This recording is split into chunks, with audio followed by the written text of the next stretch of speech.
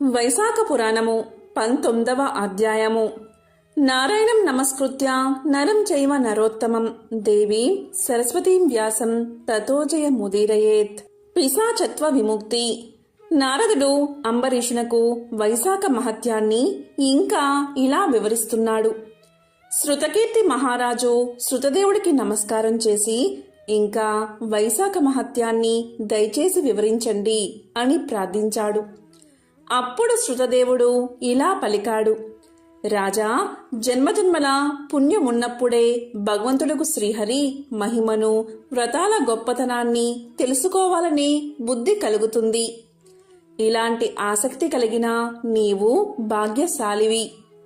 మరెన్నో శుభలాభాలు నీకు మున్ముందు కాలంలో ఉండడం చేతనే నీకు ఇలాంటి కోరిక కలిగింది. నీకుగాక మరెవరికి చెప్తాను, శ్రద్ధగా విను. వైశాఖ మాసంలో సూర్యుడు మేషరాశిలో ఉండగా ప్రాతకాలంలో స్నానం చేసి శ్రీహరిని పూజించి శ్రీహరి కథను విని యథాశక్తి దానాలు చేసిన వారు శ్రీహరి లోకానికి తప్పకుండా చేరుకుంటారు. వైశాఖ పురాణాన్ని చెప్తూ ఉండగా దాన్ని శ్రద్ధగా వినకుండా ఇంకొక దానిపై ఆసక్తి కలిగిన మూఢుడు అజ్ఞాని. అతను రౌరవాది నరకాలు పొంది పిశాచమై ఉంటాడు. అందుకు ఉదాహరణగా ఈ కథను చెప్తాను. ఈ కథ వింటే పాపాలు నశించిపోతాయి, పవిత్రత కలుగుతుంది, ధర్మాశక్తిని పుణ్యాన్ని కలిగిస్తుంది. ఇది మిక్కిలి ప్రశస్తమైన కథ.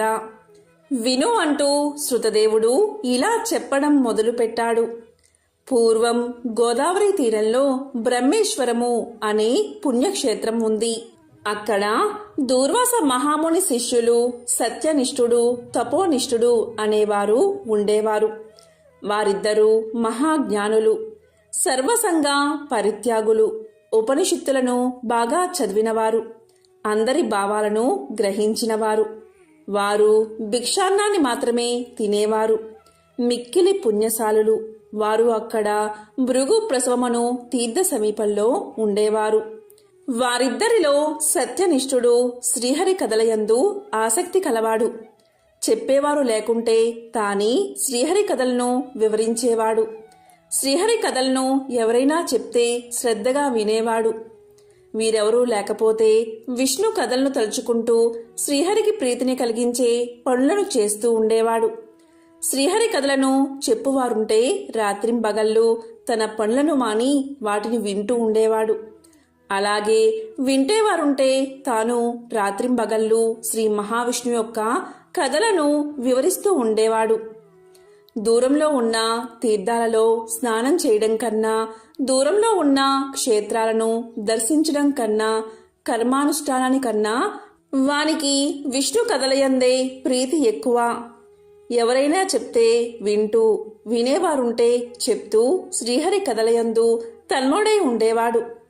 చెప్పేవారుంటే తన పనులు మానుకుని వింటూ ఉండేవాడు. శ్రీహరి కథలను వినడం వల్ల చిత్తశుద్ధి కలిగింది, విష్ణు భక్తి పెరిగింది, విష్ణువుపై ఆసక్తి, సజ్జనులయందు ఇష్టము పెరిగాయి. దేనికైనా చిత్తశుద్ధే ముఖ్యం. చిత్తశుద్ధి వల్లే శ్రీహరి కథాసక్తి కలుగుతుంది.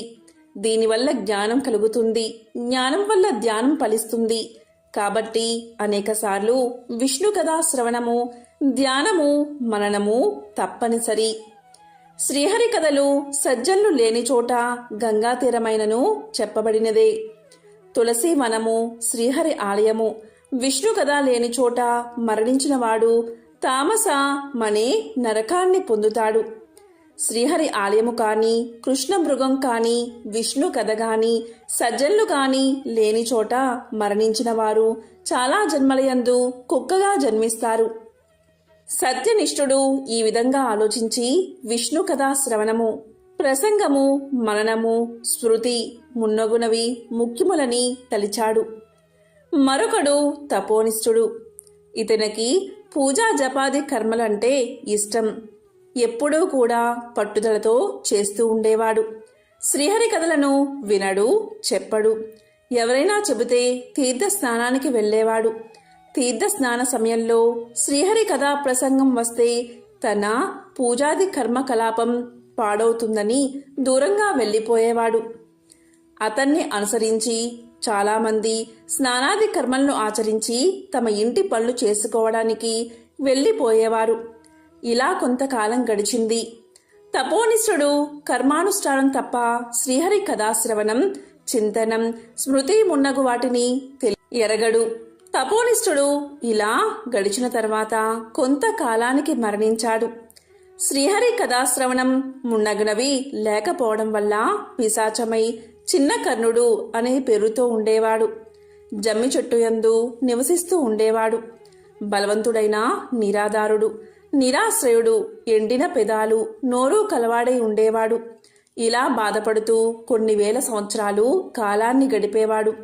వాని సమీపానికి వచ్చే వారు లేక ఎంతో బాధతో ఉండేవాడు. ఆకలి దప్పికలు కలిగి అవి తీరే ఉపాయం లేక ఎంతో బాధపడుతూ ఉండేవాడు.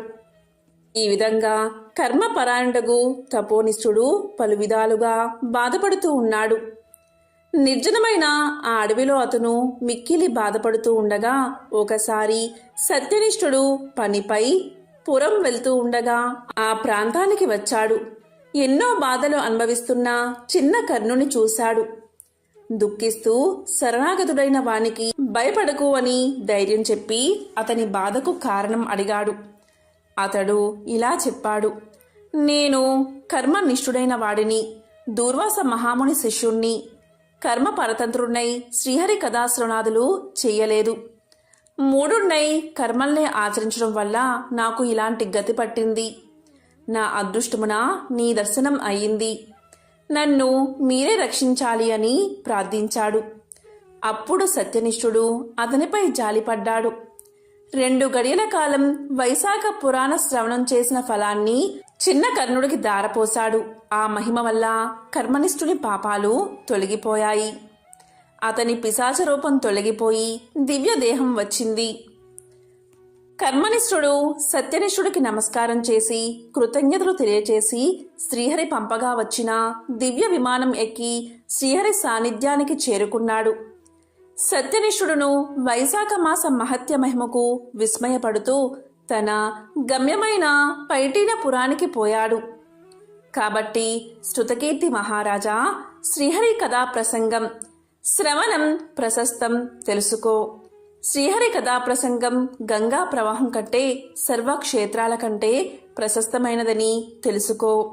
శ్రీహరి కథా ప్రసంగం గంగా ప్రవాహం కంటే పవిత్రమైనది. గంగాతీర వాసులకు ఇహలోక భోగాలు ముక్తి కలుగునో లేదో కాని శ్రీహరి కథను గంగాతీర వాసులకు ఇహము పరము నిశ్చితములు సుమా అని శృతకీర్తికి శృతదేవుడు భగవత్ స్వరూపమును ఈ విధంగా వివరించాడు అని నారదుడు అంబరీషుడికి వివరించాడు. వైశాఖ పురాణము 19వ అధ్యాయము సంపూర్ణం.